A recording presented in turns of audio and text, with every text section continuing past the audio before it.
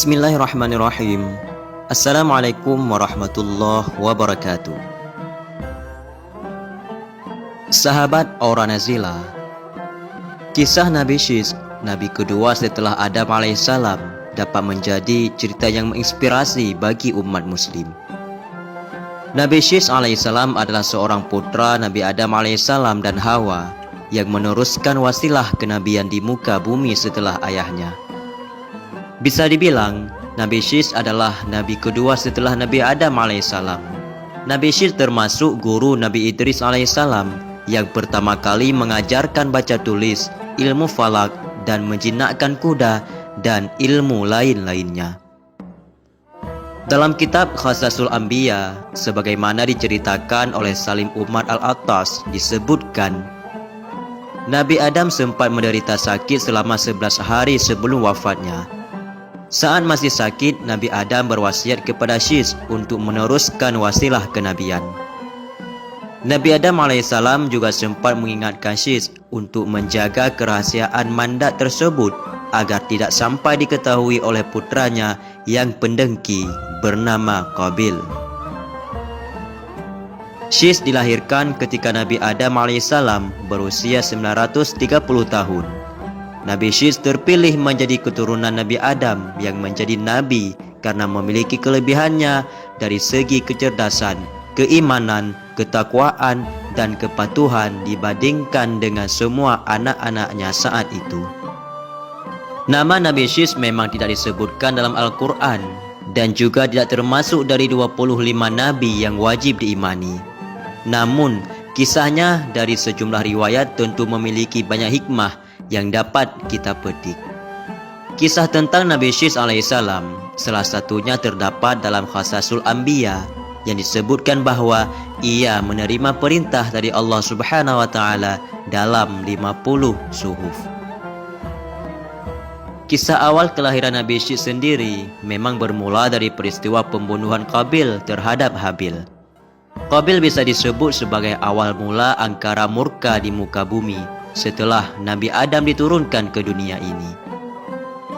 Setelah Adam mengetahui Habil terbunuh, selama setahun dia tidak tertawa dan tidak bergaul dengan Hawa. Maka Allah Subhanahu wa taala berfirman kepadanya, "Hai Adam, sampai kapan tangisan dan kesedihanmu ini? Sesungguhnya aku akan memberikan pengganti dari anak itu untukmu dengan anak yang terpercaya dan akan menjadi nabi. Dan dari keturunannya akan kujadikan para nabi hingga hari kiamat. Tandanya adalah dia akan dilahirkan sendirian, tidak mempunyai saudara sekandung. Apabila lahir anak itu, namailah dia dengan nama Syis." Dalam bahasa Suryani, nama tersebut ataupun Syis berarti hamba Allah Subhanahu wa taala. Ketika Siti Hawa mengandung sang anak yakni Syis, kandungannya tidak terasa berat dan dia melahirkannya tanpa dengan susah payah. Hawa melahirkan Syis beberapa tahun setelah terjadinya pembunuhan Habil oleh saudaranya sendiri yang bernama Qabil.